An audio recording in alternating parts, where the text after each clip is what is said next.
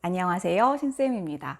제가 교육 현장의 최전선에 있으면서 그리고 집에서 저희 두 아이를 키우면서 교육이란 양육이란 답이 없는 참 어려운 문제다라는 생각을 세월이 지날수록 하게 되는 것 같습니다. 그리고 요즘 친구들은 코로나 세대로서 또 다른 어려움을 함께 가지고 있는 것 같아요. 부모님들도 고민이 많으신 경우가 많고요. 이런 상황에서 우연히 육아서를 하나 발견하게 됐는데요. 제가 서치를 하다가 제목이 마음에 딱 들어와서 구입해서 보게 됐습니다. 그런데 정말 공감이 되고 너무 좋았거든요. 그래서 소개해드려야겠다고 생각을 하게 됐습니다. 책은 깨어있는 부모입니다. 제가 이 책을 고른 건 부제가 제 마음에 딱 다가왔기 때문인데요. 내 안의 상처를 대물림하고 싶지 않은 당신에게 이렇게 되어 있습니다. 공감하는 부모님들 계시지 않을까요? 제가 제 아이를 키우면서 많이 했던 생각이었습니다. 그리고 저자가 셰팔리 차발이라는 분인데요. 이분이 인도 사람이에요. 그리고 미국에서 박사학위를 받으신 분입니다. 책의 앞쪽에 있는 저자 설명을 살짝 읽어드릴게요. 인도에서 태어나 자랐으며 뉴욕 컬럼비아 대학교에서 임상심리학으로 박사학위를 받았다. 깨어있는 부모는 그녀가 어린 시절 접한 동양의 마음챙김과 서양의 심리학을 접목해 상담한 내용을 정리한 양육서이자 심리치유서로 예리한 심리학적 접근을 원하는 독자와 깊은 삶의 지혜를 추구하는 독자 모두에게 큰 공감을 얻으며 아마존 베스트셀러 1위에 올랐다. 제가 이 저자 설명을 읽지 않고 먼저 책을 읽었거든요. 동양의 지혜와 서양의 과학을 결합했다는 느낌을 받았어요. 이 책은 그래서 단순히 양육서라고만 보기는 어렵습니다. 철학적이고 종교적인 느낌이 물씬 풍기는데요. 또 서양의 심리학적인 토대가 탄탄하게 들어가 있습니다. 저는 이런 부분이 읽으면서 참 좋았습니다. 동양 철학의 느낌이 물씬 느껴지는 단어로 이 책에서는 영혼이라는 단어를 쓰는데요. 내 자신의 영혼을 들여다보고 통찰하는 어떤 나 자신을 수행하는 그런 느낌이 드러납니다. 책을 읽다 보면 약간 스스로를 정화하면서 돌을 닦는 느낌이 들기도 합니다. 물론 그런 내용이 나오지는 않는데요. 저는 이게 참 적합하다는 생각이 들었어요. 자녀를 키워보신 많은 부모님들은 공감하실 거라고 생각합니다. 내가 아이를 키우는 건 돌을 닦는 기분이라는 생각이 들지 않으시나요? 저는 집에서도 아이를 키우지만 학교에서도 수많은 아이들을 키워왔기 때문에 마치 나 내부에는 사리가 이미 많이 쌓여 있을 것 같다. 이런 느낌을 받거든요. 그래서 이 책을 읽으면서 크게 이상하지 않더라고요. 서양 심리학적인 토대도 탄탄합니다. 이 책에서는 에고라는 개념을 많이 사용하는데요. 나 자신을 깊이 들여다보기 위해서 겉으로 쌓여있는 이 에고라는 것을 파헤쳐 봐야 된다. 이런 내용들이 많이 나오더라고요. 저는 이렇게 동양적인 내용과 서양적인 내용이 결합되어 있는, 그러면서 우리에게 커다란 울림을 주고 있는 이 책이 우리나라 부모님들에게도 아주 적합하다는 생각이 듭니다. 또 하나 재미있는 건 이 책의 저자는 미국의 오프라 윈프리 쇼에 출연해서 큰 명성을 얻게 되었고요. 책의 서문을 달라이 라마가 쓰셨습니다. 와, 동양과 서양의 결합이 바로 이런 게 아닌가 싶어요. 이분은 현재 미국에서 우리나라의 오은영 박사님 같은 그런 역할을 하고 계신가 하는 생각이 들더라고요. 제가 이분의 테드 강연도 봤는데 큰 영감을 주고 울림을 주는 그런 느낌이 있었습니다. 한 줄 한 줄 읽으면서 내 마음에 들어오는 내용들을 표시해 놓고 또 한 번 읽어보고 이렇게 하면 좋은 책입니다. 제가 이렇게 표시해 놓은 것만 좀 꽤 많은데요. 밑줄을 쳐가면서 읽을 만한 그런 책이었고요. 앞에 나온 내용이 또 뒤에 나오기도 합니다. 전반적으로 내 마음을 좀 돌아보면서 천천히 읽으면 좋을 만한 책입니다. 이 중에서 몇 부분만 조금 같이 이야기해 보도록 할게요. 이 책의 전체를 아우르는 큰 철학은 부모가 아이를 통제하는 것이 아니라 상호 교감하고 서로 연대하는 관계라는 것입니다. 제가 가장 좋았던 부분인데요. 일부만 읽어드릴게요. 우리는 아이를 키울 힘이 부모에게 있다고 믿지만 사실은 그렇지 않다. 실제로는 좋은 부모가 되도록 우리를 성장시키는 힘이 아이들에게 있다. 그러므로 양육이란 부모 대 아이로 이루어지는 것이 아니라 부모와 아이가 더불어 경험해 나가는 과정이다. 제가 가장 좋아하는 키워드가 들어있는데요. 성장과 관계입니다. 우리는 보통 아이를 내가 통제하고 좋은 방향으로 이렇게 키워주는, 우리가 아이들에게 뭔가 영향을 주는 그런 존재라고 생각하는 경우가 많은데요. 실제로는 아이가 부모에게 주는 영향이 많습니다. 저는 정말 깊이 공감하는데요. 저는 제가 저희 아이들을 키우기만 한 게 아니라 저희 아이들이 저를 키웠다고 생각합니다. 그리고 저의 진짜 성장은 아이를 키우면서 이루어졌고요. 학교에서 학생들을 가르치면서 사실 받은 것이 더 많다고 생각합니다. 이 철학 자체를 가지는 것이 내가 아이를 위해서 내려다보고 통제하는 것이 아니라 함께 하는 관계라는 것, 그리고 함께 성장해 나가는 관계라는 거죠. 이렇게 되면 부모가 아이들을 위해서 희생하고 나 자신을 소비하는 것이 아니라 점점 더 채워지고 성장하는 존재가 된다는 거예요. 둘 다 너무나 아름답고 좋은 관계가 될 수 있는 건데, 이 철학 자체를 기억하는 게 핵심이라는 생각이 듭니다. 두 번째 철학은 아이가 있는 그대로 인정받고 축복받는 존재라는 겁니다. 아이는 부모가 원하는 방식, 이러한 모습이 되어야 하는 존재가 아니라 그냥 있는 그대로 인정받고 축복받아야 한다는 겁니다. 이건 너무나 당연한 이야기고 모든 부모님들이 진심으로 그렇게 생각하실 거예요. 하지만 이것이 아이들에게 전해지지 않는 경우가 많습니다. 제가 이 부분에서 참 많은 것을 생각하게 되는데요. 저의 어렸을 때가 좀 생각이 나요. 저 같은 경우는 어렸을 때 크면서 내가 무언가를 성취해내고 특히 공부를 잘 해내지 않으면 사랑받지 못하는 존재라고 여기면서 컸습니다. 물론 저희 부모님들은 그런 마음이 분명히 아니셨을 텐데요. 문제는 제가 그렇게 느끼면서 자랄 수밖에 없었다는 거죠. 이러면 자존감이 높아질 수가 없고요. 또 부모님의 기대를 충족시키기 위해서 무언가를 하는 사람이 됩니다. 사실 제가 그것을 벗어나는 것이 상당히 어려웠습니다. 그리고 저는 제가 제 아이를 키울 때 이런 느낌을 절대로 받지 않게 하겠다라는 결심을 하고 키웠어요. 그래서 너는 있는 그대로 이미 존재하는 그 자체로 축복받은 아이이며, 그리고 너가 나에게 와준 것만으로 고맙다라는 이야기를 저는 들리게 많이 해줬거든요. 특히 잠자리에서 누워있을 때 그냥 네가 나의 아이라서 고맙다, 그 존재 자체로 그렇게 느끼게 해주는 것이 참 중요하다고 생각했는데요.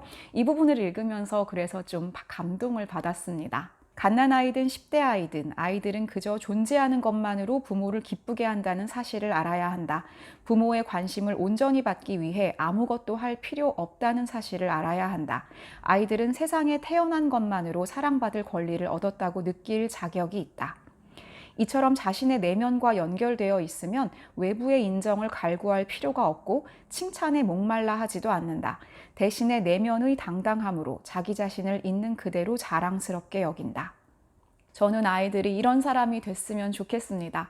그리고 저는 그러지 못했는데요. 저의 아이들을 키우면서 저는 조금 이런 사람이 될 수 있었던 것 같아요. 세 번째는 최근 저에게 큰 영향을 주었던 구절입니다. 아이가 스스로 고통을 다스리도록 도와주는 법입니다. 사실 부모로서 아이가 고통스러워하는 것을 보는 게 정말 어려운 일인데요. 저는 학교에서 교사로서도 좀 그래요.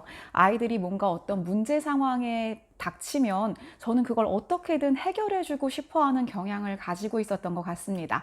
그리고 저희 아이들에 대해서도 마찬가지였어요. 이 고통스러운 상황 자체를 빨리 벗어나게 해주고 싶고, 그래서 내가 어떻게든 도와주고 싶다. 그래서 조금 더 아이들이 그것을 스스로 핸들링하기 전에 먼저 그 상황 자체를 차단하려고 노력했던 것 같아요. 근데 그것이 오히려 아이들에게 좋지 않을 수도 있다는 생각이 드는데요. 이 부분을 살짝 읽어드리겠습니다. 아이가 감정을 잘 다스리기를 바란다면 우리는 아이가 자기 감정에 스스로를 내맡기는 법부터 가르쳐야 한다. 이것은 감정에 빠져 허우적대거나 발끈하는 것과는 다르다. 여기서 자신을 내준다는 건 우리가 어떤 감정 상태에 있든 우선 수용한다는 뜻이다. 이러한 것들과 관련한 사례들을 읽으면서 제가 참 좋았는데요. 우리가 어떠한 문제 감정에 처해 있을 때 이것을 어떻게든 회피한다던가 누군가에게 매달린다던가 이것을 좀 어떻게 빨리 벗어나려고 노력을 합니다. 하지만 저자는 이 감정을 있는 그대로 받아들여야 한다고 이야기합니다. 삶이란 좋은 것이거나 나쁜 것이거나 양면적인 것은 아니고 삶이란 그냥 있는 그대로 그런 겁니다. 내가 이것을 어떻게 받아들이냐의 문제가 될 텐데요. 나에게 오는 수많은 감정에 나를 내맡겨 볼 필요가 있다는 거죠. 그리고 이것을 내가 어떻게 수용해서 어떻게 바꿀 것인가, 이런 것들을 할 기회나 시간을 아이들에게 주어야 된다는 거죠. 아이들뿐만 아니라 우리도 마찬가지라고 합니다. 우리가 살아가면서 이러한 고통 없이 살 수는 없는데요. 아이들도 이러한 고통이나 힘든 순간이 다가올 때 스스로 이겨내고 이것을 어떻게 핸들링할지 배울 수 있도록 옆에서 지켜봐 주는 것이 더 중요하다는 생각을 하게 됐습니다. 네 번째는 고요한 육아입니다. 이 말은 책에 나오는 말은 아니고 제가 그냥 이 내용을 읽고 생각한 건데요. 우리는 너무나 많은 걱정을 하고 너무나 많은 인풋을 아이에게 주고 또 아웃풋을 요구하는데요. 이런 내용이 나와요. 아이가 멍이라도 들면 당장 병원으로 데려가지만 그럴 필요까지는 없는 경우가 대부분이다. 성적이 조금 떨어지면 난리가 나고 맞고 오면 상대 아이의 부모를 당장 고소할 태세다. 우리 현대인들이 뭔가 좀 굉장히 쫓기는 듯이 살고 있는데요. 아이를 키울 때도 이런 경우가 많은 것 같습니다. 그리고 저도 선생님으로서 그리고 부모로서 너무나 걱정이 많아요. 사소한 것 하나가 마치 이 아이의 인생에 큰 영향을 끼칠 것처럼 걱정하는 경우가 많습니다. 일단 우리도 너무 바쁩니다. 저도 너무나 바쁘죠. 그래서 아이의 내면의 목소리 그리고 나 자신의 내면의 목소리를 듣기가 어려운 것이 사실이에요. 하지만 그러려고 노력을 해야 한다는 생각이 듭니다. 조금만이라도 마음을 고요하게 해보면 어떨까라는 생각이 들더라고요. 너무 바쁜 게 우리 몸도 바쁘지만 마음이 더 바쁜 것 같습니다. 아이를 가만히 놔두고 좀 저는 심심한 게 좋다고 생각하거든요. 심심할 시간을 조금이라도 줘야 되는 게 아닐까? 그리고 나도 좀 심심하게 가만히 있어 봐야 하는 게 아닐까? 그런 생각을 하게 됩니다. 다섯 번째로 아이와 교감에 대한 내용인데요. 교감이란 인간에게 가장 행복한 순간입니다. 누구와 교감할 수 있다는 건 내가 살아있다는 걸 느끼게 하고 내가 소중한 사람이라는 걸 느끼게 합니다. 특히 부모와 아이가 교감을 할 수 있어야만 우리는 행복한 삶을 살 수 있겠죠. 여기 이런 내용이 있더라고요. 늘 텔레비전만 보고 저와는 대화하려 들지 않아요. 얘는 맨날 게임만 하고 저는 근데 너무 싫어요. 그러니 제가 뭘 할 수 있겠어요. 너무 공감 가는 그런 어머님들, 부모님들의 말씀인데요. 저자는 이렇게 이야기합니다. 나이와 상관없이 아이와 교감하기를 바란다면 아이의 정서적 에너지에 맞는 방법을 찾아야 한다. 우리가 아이의 정서적 에너지에 맞추면 아이는 우리가 그들의 진정성을 박탈하거나 어떻게든 그들을 바꾸려는 게 아니라고 안심하며 마음의 문을 활짝 연다. 특히 청소년을 키우는 부모님들께서 읽어보시면 좋은 부분이라고 생각합니다. 아이와 정서적으로 교감하는 게 굉장히 어려운데요. 어떻게 하면 아이와 마음의 문을 열 수 있을까요? 물론 갑자기 문을 열려고 하는 것이 쉬운 일은 아닙니다. 하지만 이 책을 좀 읽다 보니까 이렇게 하면 되지 않을까? 이런 생각이 조금씩 들더라고요. 특히 중요한 팁 중에 하나가 아이에게 고마워하는 표현을 하는 게 좋다. 이런 부분이 정말 저는 많이 와닿았어요. 특히 사춘기 아이들에게는 아이가 자기 스스로가 자존감이 높고 쓸모 있는 사람이다. 그리고 부모님에게 내가 의미 있는 사람이다. 라고 느껴지게 하기 위해서 어떤 행동에 대해서 고맙다고 이야기하는 게 참 중요하다고 생각합니다. 교감을 할 때 이렇게 하나씩 방법을 좀 생각해 보시면서 아이에게 나의 에너지를 맞추려고 그리고 아이와 내가 함께 공감할 수 있는 여러 가지 루트를 생각해 보시는 게 좋다는 생각이 듭니다.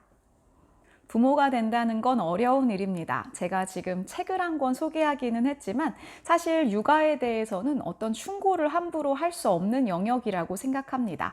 아이들도 다 다르고요. 부모님들도 다 다릅니다. 사람마다 겪고 있는 어려움은 다 제각각이에요. 내가 효과가 있었다고 다른 사람도 똑같이 좋은 효과가 나타난다고 단정할 수 없는 일입니다. 하지만 여기서는 그냥 내 마음의 철학 그리고 나의 마음을 어떻게 기본적으로 가지고 있을 것인가에 대한 내용이기 때문에 스스로를 돌아보고 성찰하는 데 큰 도움이 될 수 있는 책이라는 생각이 듭니다. 그리고 읽으면서 위로가 됐던 부분이 있어서 마지막으로 소개하도록 할게요. 깨어있는 부모가 된다는 건 항상 올바르게 행동하는 것이 아니라 함께 발전해 나가는 것이다. 아이들은 무척 관대하다. 그래서 때로 부모가 잘못을 해도 돌이킬 수 없을 정도로 상처받지 않는다. 오히려 우리가 한계를 인정하는 모습을 보이면 아이도 그 모습을 보면서 자신의 한계를 받아들이는 법을 배운다. 이 영상을 보시는 모든 분들 존재 자체로 아름다운 분들이십니다. 또 다른 아름다운 분들과 함께 연대해 나가면서 함께 성장하시는 경험을 하시길 바래요. 이 책을 많은 분들이 읽어보시고 위로가 되셨으면 좋겠습니다.